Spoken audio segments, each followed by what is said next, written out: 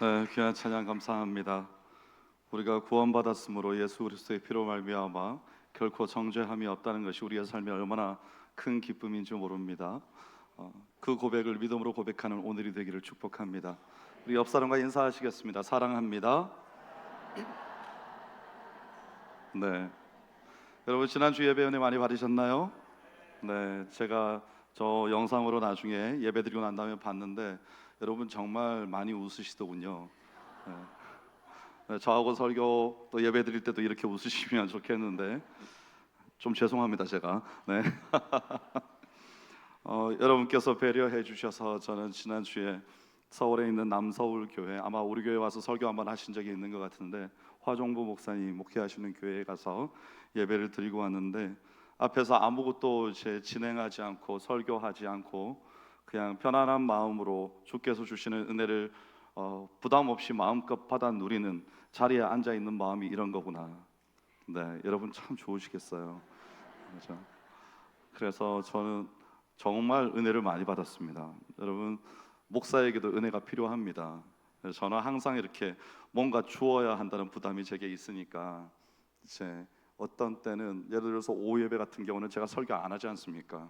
그런데도 항상 이렇게 설교를 하든 하지 않든 뭔가가 어깨를 살짝 누르고 있습니다. 이렇게 그래서 여기에서 참되게 내가 자유하고 나도 하나님 앞에 내가 설교를 하든 자리에 앉아 있든 하나님 앞에 온전히 예배하는 사람이 될 수 있도록 더 나를 훈련해야 되겠다 그런 생각도 또 하기도 했습니다.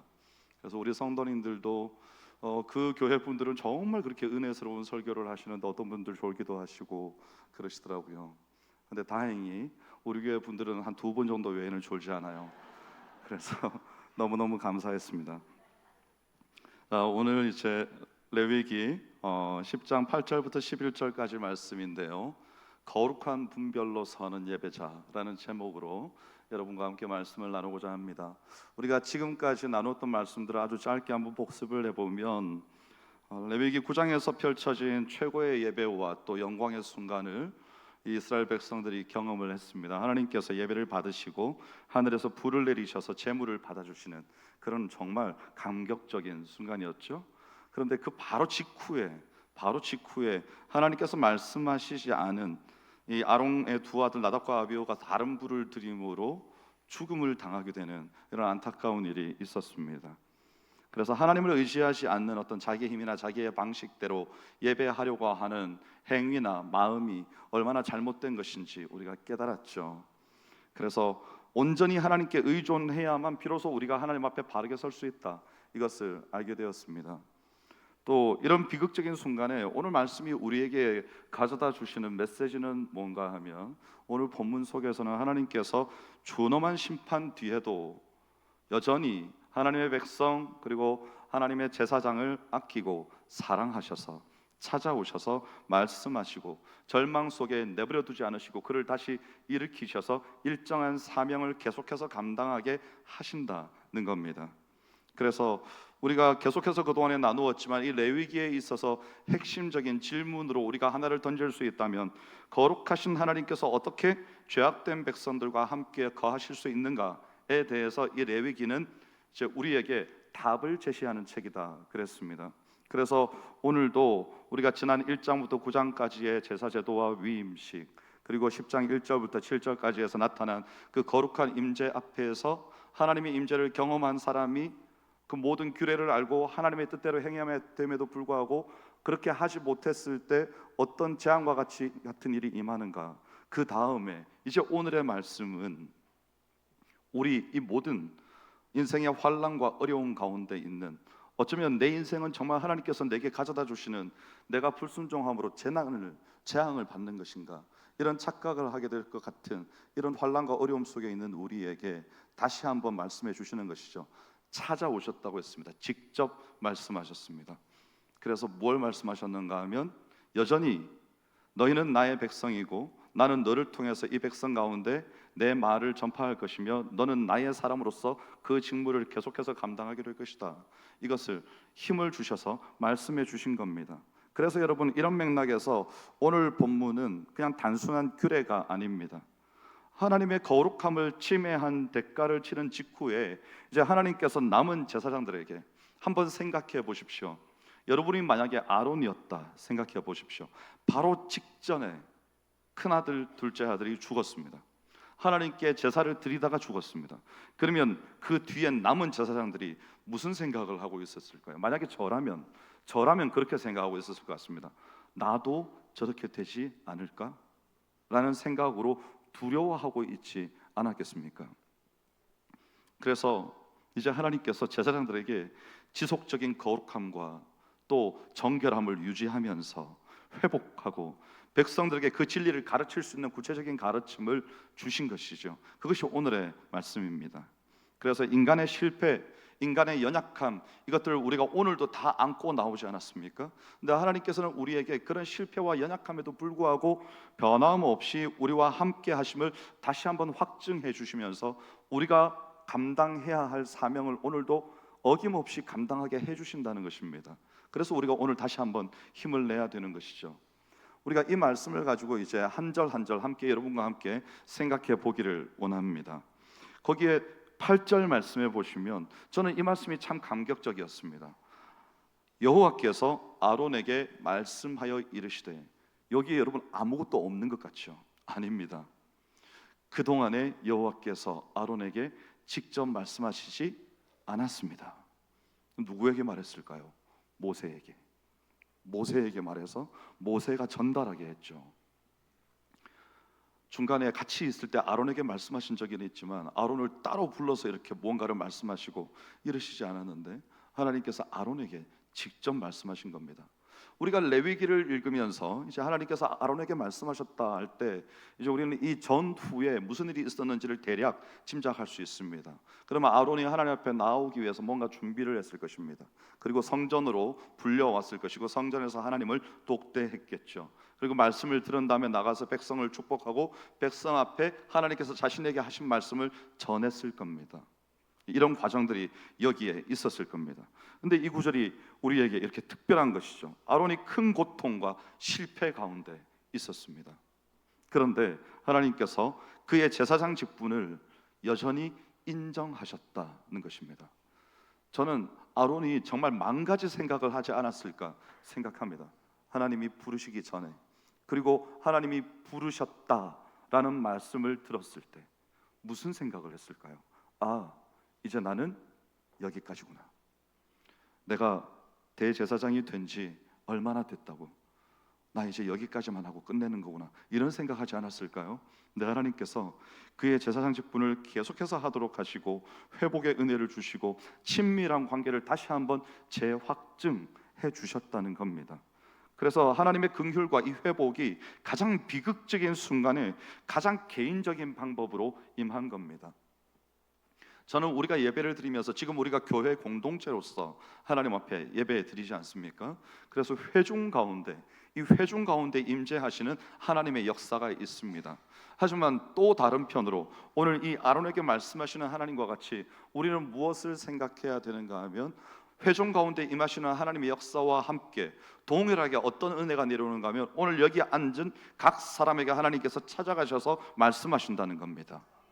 그래서 우리 모두가 함께 찬양하고 함께 기도하고 함께 은혜 받고 성가대의 찬양을 통해서 온 교회가 뜨겁게 하나님 앞에 찬양을 올려드리고 이런 시간들이 있음과 동시에 우리 각자는 다 우리의 지난 삶을 우리의 어깨에 짊어지고 오늘도 나는 과연 하나님 앞에 바르게 설 수 있는 사람으로서 이 예배의 자리에 나왔는가를 돌아보면서 우리의 가슴을 치며 우리가 이 자리에 와서 앉아 있을 때 하나님께서는 우리 각 사람에게 찾아오셔서 너는 여전히 나의 백성이고 나의 왕같은 제사장이며 거룩한 백성으로서 이 땅에서 너는 힘을 내어서 살아가야 한다, 내가 너를 변함없이 사랑한다라고 한 사람 한 사람에게 말씀하시는 것을 우리는 오늘 아론과 같이 우리가 받아 들을 수 있어야 된다는 것입니다. 그래서 그냥 저 사람은 참 은혜를 많이 받는구나, 성가대는 참 좋겠다, 저렇게 아름다운 찬양을 하나님 앞에 늘 올려드릴 수 있어서, 아닙니다. 각 사람을 향하신 하나님의 부르심과 계획이 오늘 바로 이 시간, 이 설교의 시간에도 작동하고 있는 줄 믿으시기 바랍니다. 그래서 받는 자의, 취하는 자의 몫입니다.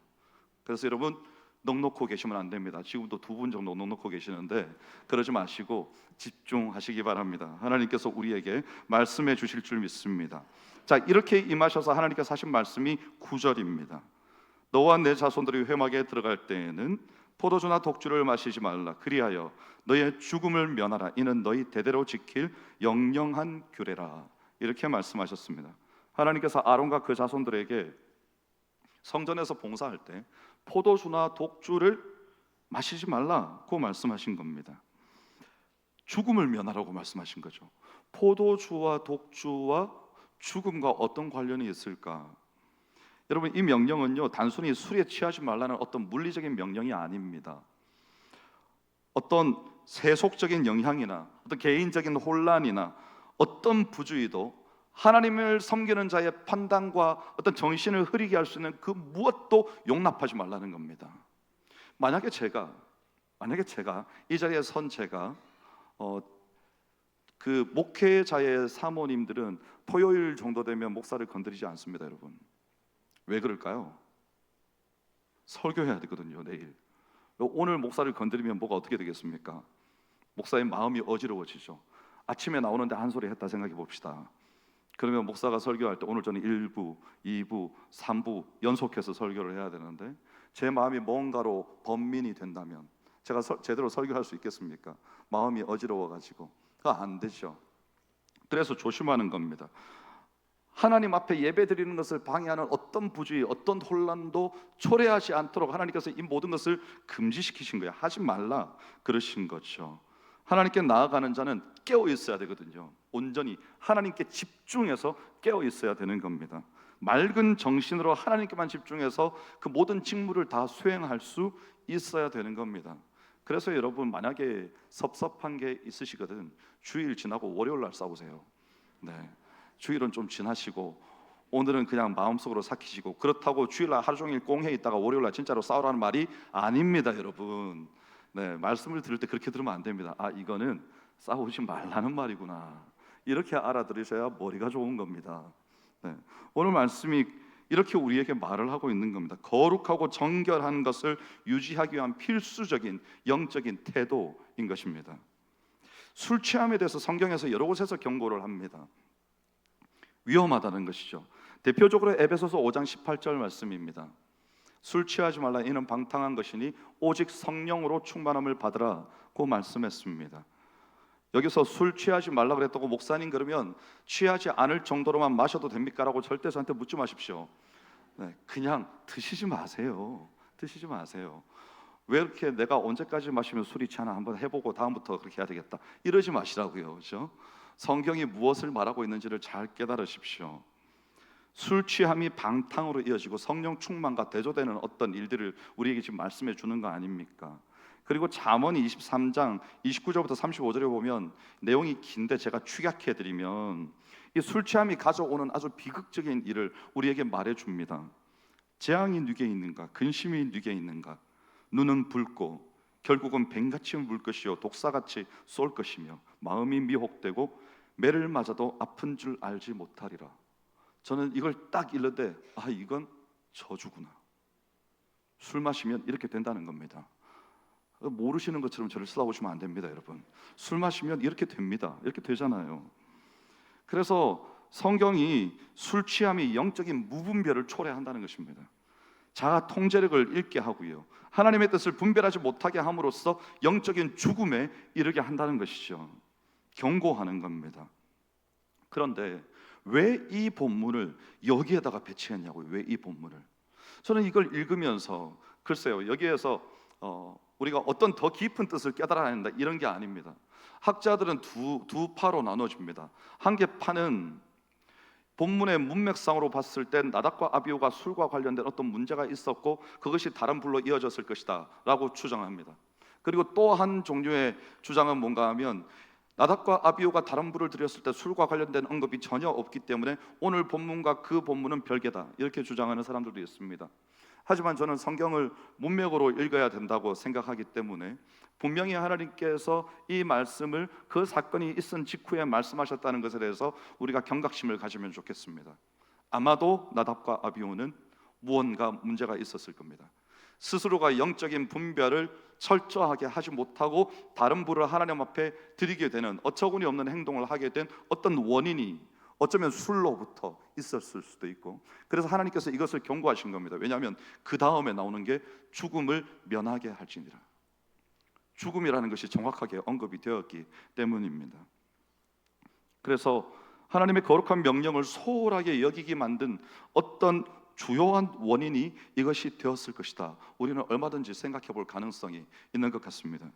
그리고 이제 10절에서 제사장의 핵심 책무에 대해서 말씀하십니다. 이 구절이 중요합니다. 그리하여야 너희가 거룩하고 속된 것을 분별하며 부정하고 정한 것을 분별하고 그랬습니다. 이 레위기 10장 10절 말씀은 제사장이자 하나님의 거룩한 백성으로서 우리가 평생 명심해야 할 아주 핵심적인 가르침을 담고 있습니다. 아니 목사님, 거룩하고 속된 것, 정하고 부정한 것이 뭐가 그렇게 아주 그 당시 유대인도 아니고 우리가 무슨 이걸 이렇게 대단하게 중요하게 핵심적으로 생각해야 됩니까? 라고 물어보실 수도 있겠습니다. 근데 이 차이를 이해하고 나면 이것이 왜 중요한지 알게 됩니다. 거룩함과 속됨은요, 어떤 분야를 다루는 건가 하면 상태가 아니고 존재의 영역입니다. 존재의 영역. 거룩하다는 말이 카도시 아닙니까? 분리되다, 구별되다, 이런 뜻이군요. 그러니까 거룩한 것은 하나님께 속해서 그분의 특별한 목적을 위해서 구별되어 있는 모든 것을 다 통칭합니다. 그것이 거룩하다는 겁니다. 어떤 사람의 본질적인 속성 이런 걸 말하는 게 아닙니다. 그래서 거룩하다고 할 때 이것을 가리키는 뭔가를 예를 들어보자면 성막, 제사장, 안식일, 제물, 이런 것들이 거룩한 겁니다. 거룩한 것은요, 하나님의 임재를 담고 있기 때문에 사람이 함부로 건드려서도 안 되고 침범해서도 안 됩니다. 또 속된 것이 있다고 했습니다.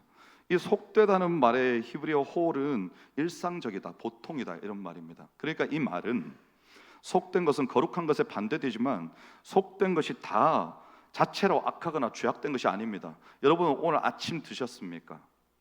그게 거룩했습니까? 아니요, 거룩하지 않았습니다. 그냥 드셨죠. 그거 속된 겁니다. 근데 속된 것이 그게 죄입니까? 죄 아닙니다. 그냥 세상의 것들입니다. 여러분이 입고 있는 옷 거룩합니까? 거룩하지 않습니다.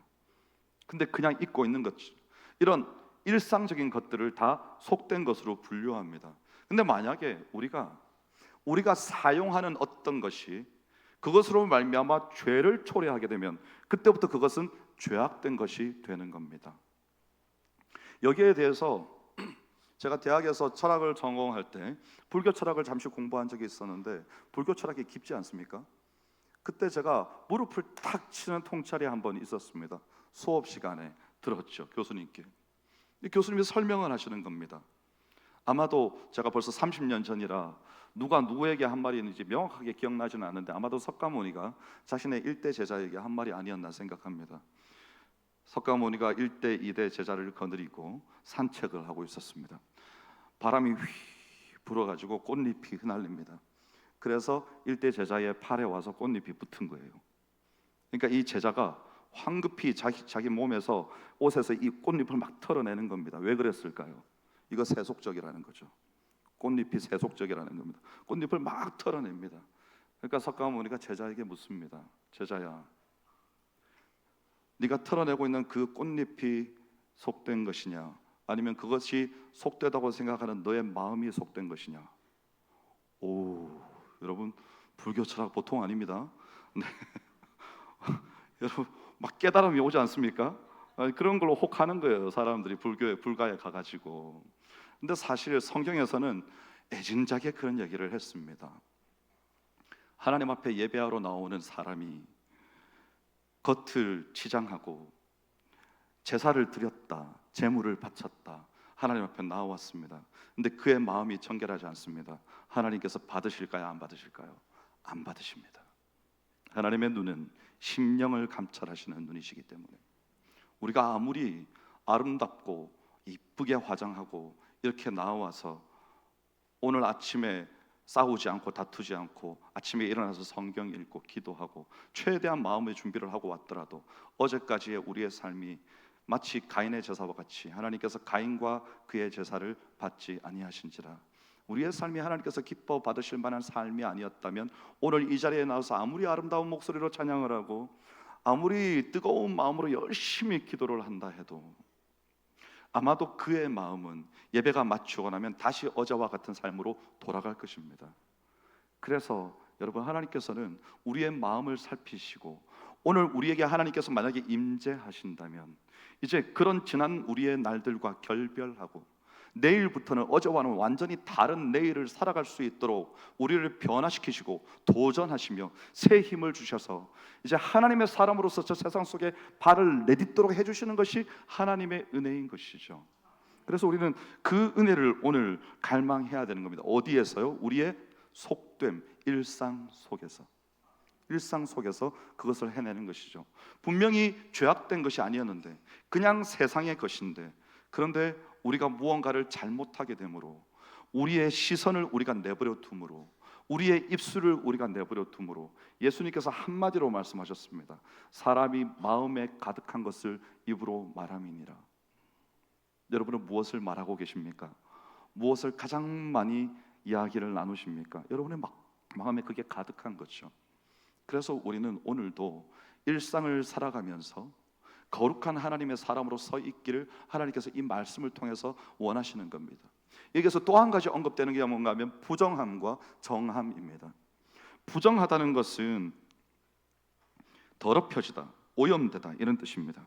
의식적으로 불결한 상태입니다. 어떻게 해서 불결해집니까? 성경 레위기에 의하면 어떤 식으로 불결해집니까?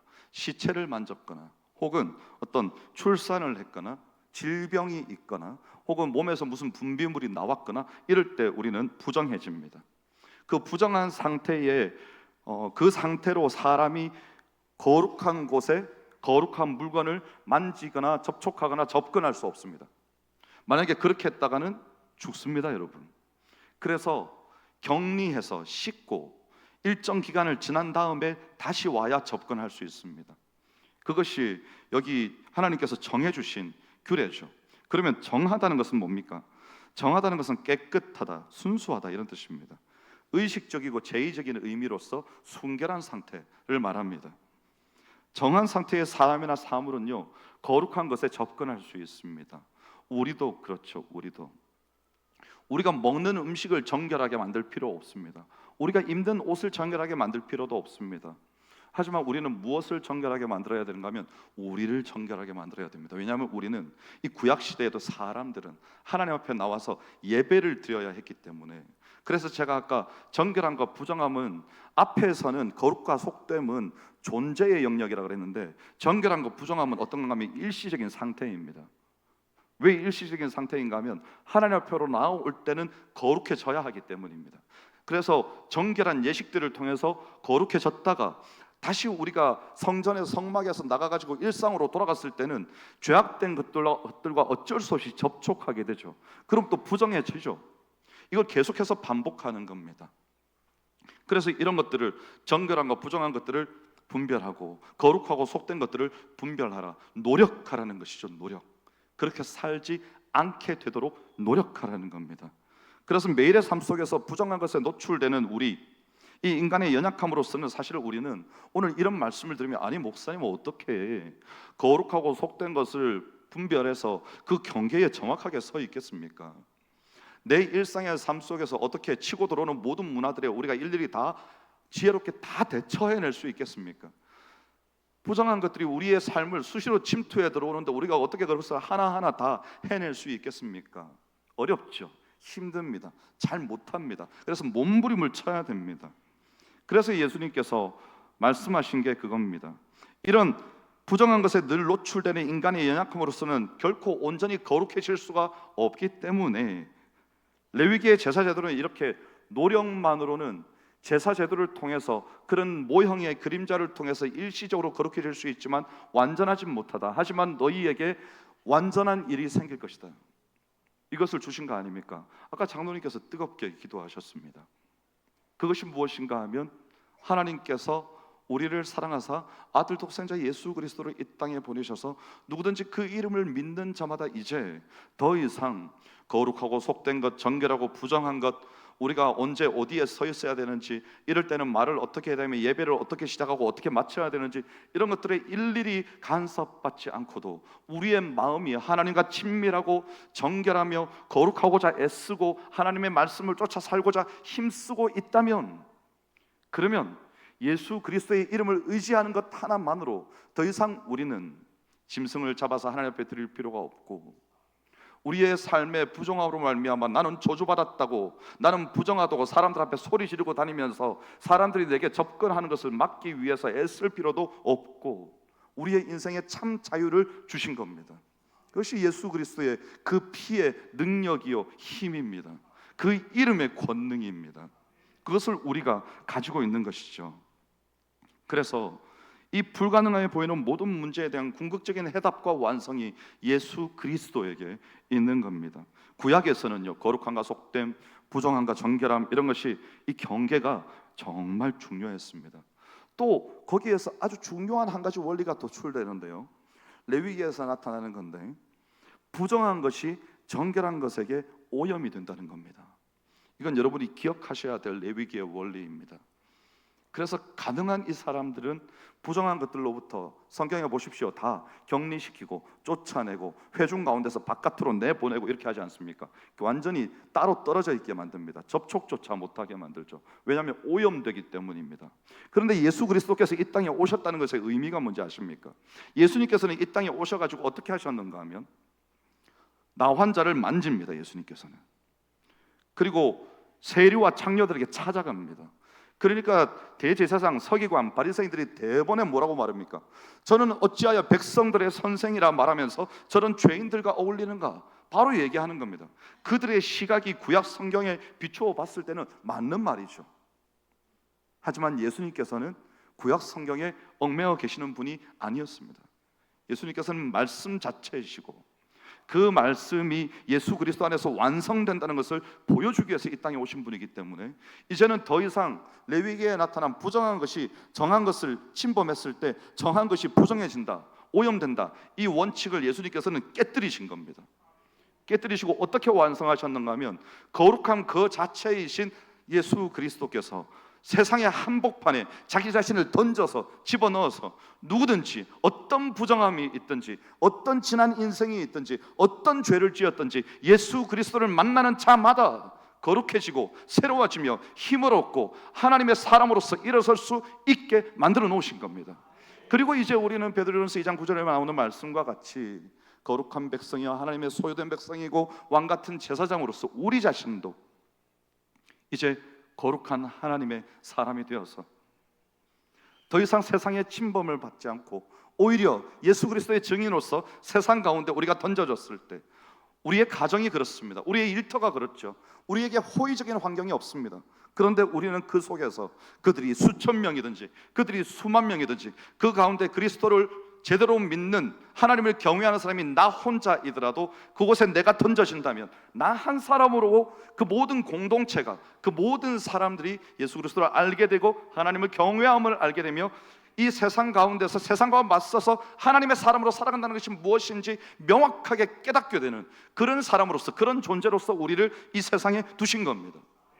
그래서 이제 우리는 그리스도의 복음의 증인으로서 예수 그리스도께서 영원한 하나님 나라를 다스리실 왕으로서 이 땅에 오셨는데, 이제 우리는 그 나라의 백성으로 이 세상 속에서 하나님의 이름 앞에 영광을 돌리고 그 이름의 권세와 능력을 나타내는 사명을 받아서 살고 있는 것입니다.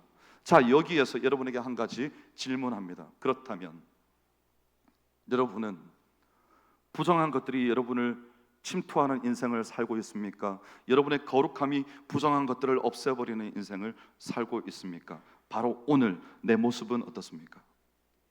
만약에 내가 침투당하는 인생을 살고 있다면 우리는 오늘 예수 그리스도의 그 이름의 권세와 능력을 제대로 알지 못하거나 깨닫지 못하거나 발휘하지 못하거나 참되게 변화되지 못한 것입니다. 그래서 우리는 오늘 이 변화에 대한 도전, 이 도전을 받아서 결단하고 우리의 삶이 참되게 바뀔 수 있어야 됩니다. 매주 같은 예배입니까? 매주 반복되는 일상입니까? 그렇지 않습니다. 말씀이 날마다 새롭습니다. 기도가 우리를 날마다 새롭게 일으킵니다. 내가 회개하고 내 잘못을 돌이키고 돌아올 때마다 하나님께서 나를 또다시 한번 손을 잡아서 일으켜 주십니다. 너의 그 일상 속에도 내가 너와 함께하고 있고, 네가 아팠던 바로 그 순간에 내가 너와 함께하였으며, 네가 괴롭고 힘들 때에 내가 너를 보듬어 주었고 너를 지켜 주었고 내 오른팔로 너를 견고하게 붙들었다. 이렇게 말씀하시는 하나님의 음성을 우리는 알고는 있지만 삶에서 실천하지 못하고 참되게 경험하지 못하고 살고 있었던 것이죠. 그래서 우리가 오늘 실천해야 될 것들이 있습니다. 무엇을 실천해야 되는가 하면, 영적인 포도주를 끊고 맑은 정신으로 하나님 앞에 하나님의 음성에 귀를 기울여야 한다는 겁니다. 영적인 포도주가 뭐가 있을까요? 가장 흔하게 미디어 같은 것들, 혹은 소비주의, 또 뭐가 있겠습니까? 우리의 분주한 일상. 그래서 하나님 앞에 정해진 시간에 바르게 나아가지 못하는 우리의 삶, 또 복음을 인간적인 성공의 도구로 삼아서 살아가는, 생각하는 나의 삶. 저는 큰 교회들에 있었습니다. 큰 교회들 중에 바르지 못한 교회들도 있지만 감사하게도 저는 꽤 바른 교회들에 있었습니다. 근데 바르지 못한 교회들이 어떤 생각을 하는 겁니까? 사람의 숫자가 많아지고 막 성가대가 수백 명씩 되고 막 파이프 오르간이 있고, 그런 것들 좋죠. 있으면 얼마나 좋습니까? 막 교회에 법률 자문위원회가 있고 교회에 병원 시설이 되어 있고 얼마나 좋습니까? 좋죠. 근데 여러분, 그런 것들이 있는 것은 좋은데 그런 것들만 남은 교회가 되어서는 안 됩니다. 외형만 남아있고 들여다보니 그 속에는 경건의 모양도 없고 능력도 없고 아무것도 없고 다 사라져버리고 조직과 형식과 체계만 남아있다면, 예수 그리스도의 이름의 권세와 능력이 그 안에 하나도 없다면, 성도들이 주일 예배를 드리고 난 다음에 마치고 난 다음에 자신의 삶으로 돌아갔을 때 하나님 앞에서 자신의 삶을 돌아보고 주의 뜻을 쫓아가고자 부르짖고 애쓰며 몸부림치는 삶이 하나도 없다면 그건 껍데기뿐인 인생인 겁니다. 오늘 우리가 우리의 삶을 돌아보아야 합니다. 영적인 포도주들을 끊어내야 되는 것이죠. 멀리하고 금하고 죽음을 면하라는 겁니다. 우리가 하나님 앞에 버려지지 않도록, 방치되지 않도록. 나만 그런 거 아닙니다, 여러분. 내가 거룩하고 신실하다고 해서 끝난 것 아닙니다. 주위를 돌아봐야 됩니다. 주위에 그리스도의 복음이 필요한 사람들이 있습니다. 오늘도, 어쩌면 오늘 이 자리에도 이쁜 옷을 입고 와서 거룩한 모습으로 예배를 드리고 있지만 속은 온통 만신창이가 되어서 내 인생 어디로 향해야 할지, 내일이 시작되었을 때 그 수많은 대출과 빚들은 어떻게 감당해야 할지, 이 병은 나는 어찌해야 될 것인지, 우리 살아가는 아버지 어머니, 예수 믿지 않는 우리 아내와 남편, 자신의 인생의 비전을 발견하지 못하고 세상 가운데 휩쓸려서 살아가는 우리의 자녀들은 어떻게 할 것인지, 그런 것 때문에 피눈물을 안고 이 자리에 와서 앉아있는 사람들 있단 말입니다. 나만 예배 잘 드린다고 끝난 거 아닙니다. 우리는 공동체로서 함께 아파하고 함께 울고 위하여 기도하며 손을 붙들어주고 믿음 가운데 함께 서 있도록 믿음의 동력자가 되어주고, 그래서 이 이스라엘 백성들이 항상 하나님 앞에서 공동체로서 부름을 받았듯이 우리도 우리 온 교회가 하나님 앞에 거룩하고 정결하며 예수 그리스도의 증인으로서 그 말씀을 우리의 마음에 담고 변화된 하나님의 사람으로서 오히려 세상을 거룩하게 변화시키는 삶을 살아야 되지 않겠습니까? 바로 이것이 오늘 두 번째 적용입니다. 예수님께서 그렇게 하신 겁니다. 그 정결의 능력으로 부정함을 이겨내고 부정한 것들을 다 거룩하게 만들어버리신, 나 환자에게 손을 얹으면 그 병 때문에 예수님이 더러워지는 것이 아니라 나 환자가 깨끗하게 나음을 입고 교회에 나아가서 그 부정함들을 다 벗어버리고 예배드릴 수 있게 되고, 세리와 창녀들이 자신의 인생은 하나님께로부터 버림받았다고, 사람들로부터 버림받았다고, 어디서도 우리를 받아주지 않고 우리를 보듬어주지 않으며 우리의 상황을 이해하려 하지 않는다고, 그런 인생들을 살아가고 있을 때 예수님께서 그들의 인생 가운데 찾아가셔서 하나님께서 그들을 얼마나 사랑하는지 말씀해 주시고 고치시고 변화시키셔서 오히려 예수 잘 믿고 있던 사람들보다도 더 놀라운 변화를 경험하게 하므로 그들의 인생의 지난 날이 하나도 생각나지 않는, 내가 어떻게 살아왔는지 도저히 기억나지 않는 인생으로 만들어 버리시는 거 아닙니까? 그것이 하나님의 은혜입니다. 어제까지가 생각나지 않는 거예요. 여러분, 꿈결 같은 지난날 아닙니까? 도대체 오늘 어떻게 나는 오늘의 내가 될 수 있었지? 어제까지의 내가 어떤 모습이었는지 우리는 기억하지 않습니까?